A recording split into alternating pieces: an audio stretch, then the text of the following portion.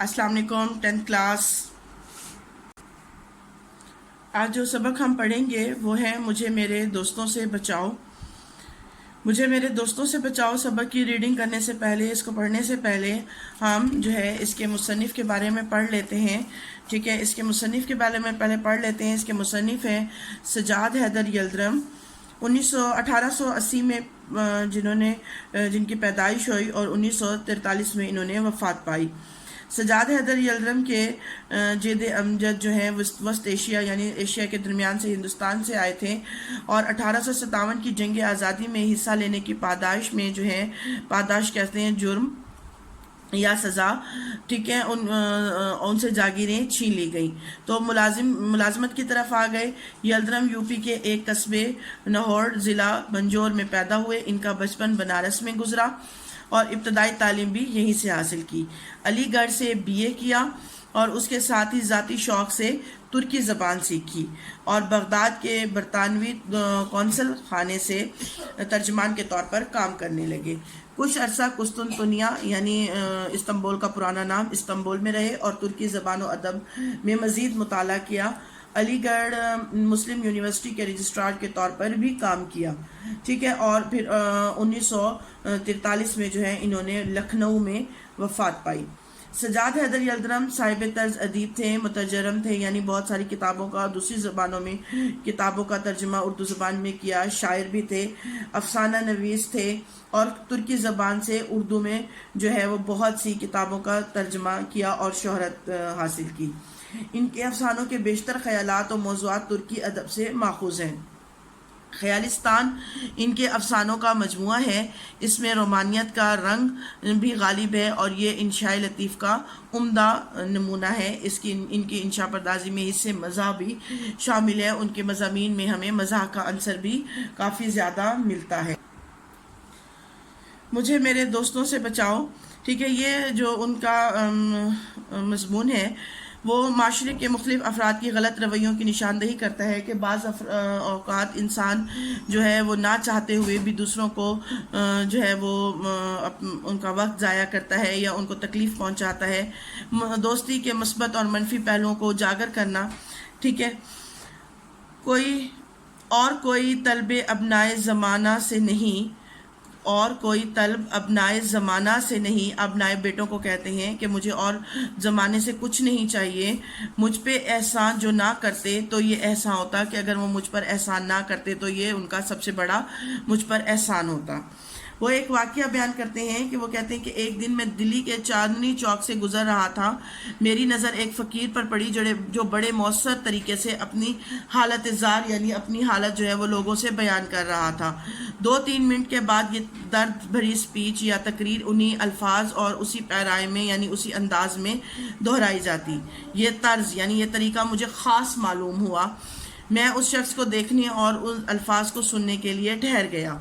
उस फ़कीर का कद लंबा, जिस्म मोटा ताज़ा और चेहरा एक हद तक खूबसूरत था, मगर बदमाशी और बेहयाई ने सूरत मस्क कर दी थी यानी तबाह कर दी थी।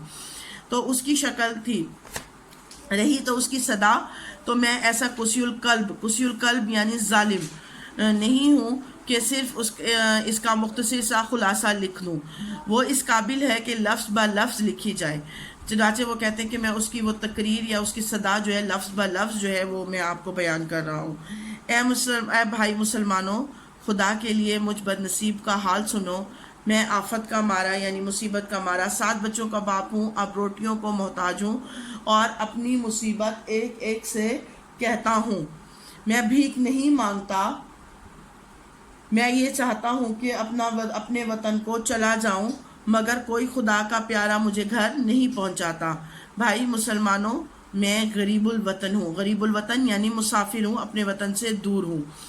मेरा कोई दोस्त नहीं, हाय मेरा कोई दोस्त नहीं। ए खुदा के बंदो मेरी सुनो, मैं गरीबुल वतन हूँ। ये वो पैराग्राफ था जो वो बार 1-2 मिनट के वक्फे के बाद एज इट इज़ दोहरा देता था। फ़कीर तो ये कहता हुआ जिन पर इस किस्से का असर हुआ उनसे खैरात लेता हुआ आगे बढ़ गया, लेकिन मेरे दिल में चंद ख्यालात पैदा हुए और मैंने अपनी हालत का मुकाबला उससे किया और मुझे खुद ताज्जुब हुआ कि अक्सर अमूर में मैंने उसको अपने से अच्छा पाया। یہ صحیح ہے کہ میں کام کرتا ہوں اور وہ مفت خوری سے دن گزارتا ہے. مفت خوری یعنی مفت کے پیسوں سے محنت مزدوری نہیں کرتا بلکہ بھیک مانگ کر گزارا کرتا ہے. نیز میں نے تعلیم پائی ہے اور وہ جاہل ہے. شاید مصنف نہ چاہتے ہوئے بھی اس سے اپنا مقابلہ کرنے جو ہے وہ لگ گئے ہیں. وہ کہتے ہیں چند ایک معاملات میں بہتر تھا. وہ معاملات یہ کہ میں کام کرتا ہوں، وہ مفت خوری کرتا ہے. میں تعلیم یافتہ ہوں، وہ جاہل ہے. میں اچھے لباس، صاف ستھرے لباس میں رہتا ہوں، جبکہ اس کے کپڑے جو ہیں وہ کیا ہیں، پھٹے پرانے ہیں. بس وہ کہتے ہیں یہیں تک میں اس سے بہتر ہوں، اس سے آگے وہ مجھ سے، اس کی حالت مجھ سے بدرجہ یعنی کئی درجے اچھی تھی. اس کی صحت پر مجھے رشک کرنا چاہیے. میں دن رات فکر میں گزارتا ہوں اور ایسے اطمینان سے بسر کرنے کے باوجود بصورتیں اور رونے کے اس کی صورت پہ اور اس کے چہرے پر بشاشت یعنی تازگی نمایاں تھی. بڑی دیر تک غور کرتا رہا کہ اس کی قابل رشک حالت کس وجہ سے ہے. آخر کار میں بظاہر اس عجیب نتیجے پر پہنچا، وہ یہ کہ جسے وہ مصیبت خیال کرتا ہے یعنی وہی اس کے حق میں نعمت ہے. جسے وہ حسرت سے کہتا ہے کہ میرا کوئی دوست نہیں ہے، اور وہ کہتا ہے کہ میں اتنی ہی حسرت اور دکھ سے کہتا ہوں کہ میرے اتنے دوست ہیں. اس کا کوئی دوست نہیں. اگر یہ سچ ہے تو میں اسے کیا کرتا ہوں، مبارکباد دیتا ہوں. میں اپنے دل کی باتیں یہ اپنے آپ سے کرتا ہوا کہتے ہیں اپنے مکان پر آیا کہ کتنا خوش نصیب یا خوش قسمت آدمی ہے، کہتا ہے کہ میرا کوئی دوست نہیں. اے خوش نصیب شخص کہ تو مجھ سے بڑھ گیا. اور لیکن اس کا کیا یہ قول صحیح ہے؟ یعنی کیا اصل میں اس کا کوئی دوست نہیں ہے جو میرے دوستوں کی طرح پھر وہ اس کے دوستوں کا اپنے دوستوں سے موازنہ کرنے لگتے ہیں اور کہتے ہیں کہ کیا اس کا ایسا کوئی دوست نہیں ہے جو اسے 5 منٹ کی فرصت لینے دے. میں اپنے مکان پر اپنے مضمون لکھنے جا رہا ہوں اور مجھے اتنا بھی خبر نہیں، مجھے اتنا یقین نہیں کہ مجھے ذرا سا بھی وقت ملے گا یا نہیں ملے گا کہ میں تخلیے میں یعنی تنہائی میں اپنے خیالات جمع کر سکوں اور انہیں اطمینان سے قلم بند کر سکوں یعنی لکھ سکوں، یا جو سپیچ مجھے کل دینی ہے اسے سوچ سکوں. کیا یہ فقیر دن دہاڑے اپنا روپیہ لے جا سکتا ہے؟ اس کے بعد اگلا خیال یہ میرے پاس آیا کہ اس کے پاس جو پیسے ہیں یا جو اس نے بھیک مانگی ہے، کیا وہ آرام سے بغیر کسی خوف و خطر اپنے گھر لے کر جا سکتا ہے؟ کیا اس کا کوئی دوست اسے راستے میں نہیں ملے گا جو کہے گا کہ بھائی جان دیکھو پرانی دوستی کا واسطہ ہے، مجھے اس وقت پیسے کی ضرورت ہے، مجھے قرض دے دو. تو کیا اس طرح کے احباب جو ہیں اس کو بے وقت دعوتوں اور جلسوں میں کھینچ کر نہیں لے جاتے؟ کیا ایسا کبھی نہیں ہوا کہ اسے نیند کے جھونکے آ رہے ہوں اور اس کے یار دوستوں کا مجمع لگاؤ جو قصے پر قصہ اور لطیفے پر لطیفہ سنا رہے ہوں اور اٹھنے کا نام نہ لے رہے ہوں؟ کیا اسے دوستوں کے خطوں کا جواب نہیں دینا پڑتا؟ اور کیا اس کے پیارے دوست کی تصنیف کی ہوئی یعنی لکھی ہوئی کوئی کتاب ایسی ہے جو اسے خام خواہ پڑھنی پڑے، اور نہ صرف پڑھنی پڑے بلکہ ریویو بھی لکھنا پڑے یعنی تبصرہ بھی لکھنا پڑے؟ ٹھیک ہے. تو وہ کہتے ہیں کہ اگر وہ ان سب باتوں سے آزاد ہے تو کوئی تعجب نہیں، کہ کوئی بڑی بات نہیں کہ وہ ہٹا کٹا ہے اور میں نحیف و نزار ہوں یعنی کمزور ہوں.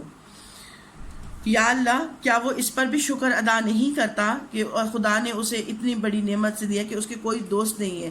لوگ کہیں گے کہ وہ اپنے آپ کے بارے میں کہتے ہیں کہ آپ سب پر کہیں گے کہ میں کیسے بیہودہ خیالات کا انسان ہوں، بغیر دوستوں کی زندگی دوبھر ہوتی ہے اور یہ ان سے دور بھاگتے ہیں. مگر وہ کہتے ہیں میں دوستوں کو برا نہیں کہتا، میں جانتا ہوں کہ وہ مجھے خوش کرنے کے لیے میرے پاس آتے ہیں، میری خیر طلب، وہ سب میرے خیر طلب ہیں، لیکن عملی نتیجہ یہ ہے کہ ان احباب کا ارادہ کچھ ہوتا ہے مجھے فائدہ پہنچانے کا، لیکن وہ مجھے نقصان پہنچا جاتے ہیں. چاہے مجھ پر نفرین کی جائے یعنی مجھ سے نفرت کی جائے، مگر پھر بھی میں یہی کہے بغیر نہیں رہ سکوں گا کہ جو ہے مجھے احباب کا جمع غفیر یعنی ایک ہجوم نہیں چاہیے. میں یہاں تک کہ میں کہتا ہوں کہ اگر دنیا میں کچھ کرنا ہوتا ہے اور باتوں میں عمر نہیں گزارنی، کہ اگر آپ واقعی زندگی میں کوئی کام کرنا چاہتے ہیں اور صرف باتیں کر کے عمر نہیں گزارنا چاہتے تو بعض دوستوں اور عزیزوں کو چھوڑنا پڑے گا. تو اگر وہ کہتے ہیں کہ مجھ سے پوچھا جائے تو کیا کہ میں اپنے کس دوست کو چھوڑوں، تو ان میں سے جو ہیں وہ چند ایک دوستوں کی انہوں نے فہرست تیار کی اور ان کی عادات بتائی ہیں اور ان کے بارے میں بتایا ہے کہ کیا اگر مجھے چھوڑنا پڑے تو کیا میں ان کو چھوڑ دوں گا. مثلا وہ کہتے ہیں کہ میرے ایک دوست احمد مرزا ہیں جنہیں میں بھڑبھڑیا دوست کہتا ہوں. نہایت معقول آدمی ہے، میری ان سے پرانی دوستی ہے، بے تکلفی بھی ہے، لیکن ان کی خلت میں یعنی ان کی طبیعت میں، ان کے مزاج میں 2 منٹ نچلا نہیں بیٹھا جاتا، یعنی سکون سے نہیں بیٹھا جاتا۔ وہ جب بھی آتے ہیں شور مچاتے ہوئے آتے ہیں اور چیزوں کو کیا کرتے ہیں، الٹ پلٹ کر دیتے ہیں۔ غرض کہ ان کا آنا بھونچال سے یعنی طوفان سے کم نہیں۔ وہ جب بھی آتے ہیں تو میں کہتا ہوں کہ کوئی آ رہا ہے، قیامت نہیں۔ ان کے آنے سے ان کی آنے کی خبر مجھے وہ کہتے ہیں دور سے ہو جاتی ہے، باوجود یہ کہ میرے لکھنے پڑھنے کا کمرہ چھت پر ہے، اوپر ہے۔ اگر ان سے میرا نوکر کہہ دیتی ہے کہ میاں اس وقت بہت مشغول ہیں، تو وہ فوراً چیخنا شروع کر دیتے ہیں کہ کم بخت کو اپنی صحت کا بھی خیال نہیں ہے۔ خیراتی کب سے کام کر رہے ہیں؟ تو بڑی دیر سے۔ توبہ توبہ، اچھا بس 1 منٹ ان کے پاس بیٹھوں گا، مجھے خود بھی جانا ہے۔ چھت پر ہوں گے نا؟ میں پہلے ہی سمجھتا تھا۔ وہ کہتے ہیں وہ سوال بھی خود ہی کرتا ہے، جواب بھی خود ہی دیتا ہے، اور پھر مطلب اتنا اونچا بولتا ہے، اور آتا تھوڑی دیر کے لیے لیکن بہت سارے خیالات اپنے ساتھ سمیٹ کر لے جاتا ہے۔ یہ کہتے ہوئے وہ اوپر آ جاتے ہیں اور اس زور سے دروازہ کھولتے ہیں کہ کوئی گولا آ کر لگا ہو۔ آج تک انہوں نے دروازہ نہیں کھٹکھٹایا، حالانکہ جو ادب کا جو تقاضا ہے وہ یہی ہے کہ پہلے دروازہ کھٹکھٹایا جائے اور پھر ہی اجازت ملنے پر اندر جایا جائے۔ وہ آندھی کی طرح آتے ہیں اور آتے ہی شور مچاتے ہیں کہ دیکھو پکڑ لیا، اب میری وجہ سے لکھنا مت بند کرو، میں حرج کرنے نہیں آیا، صرف دیکھنے آیا ہوں کہ تمہاری طبیعت کیسی ہے، پوچھنے آیا ہوں۔ اور واللہ یعنی اللہ کی قسم مجھے اس قدر خوشی ہوتی ہے کہ میرے دوستوں میں ایک شخص ایسا ہے جو مضمون نگار کے لقب سے پکارا جاتا ہے۔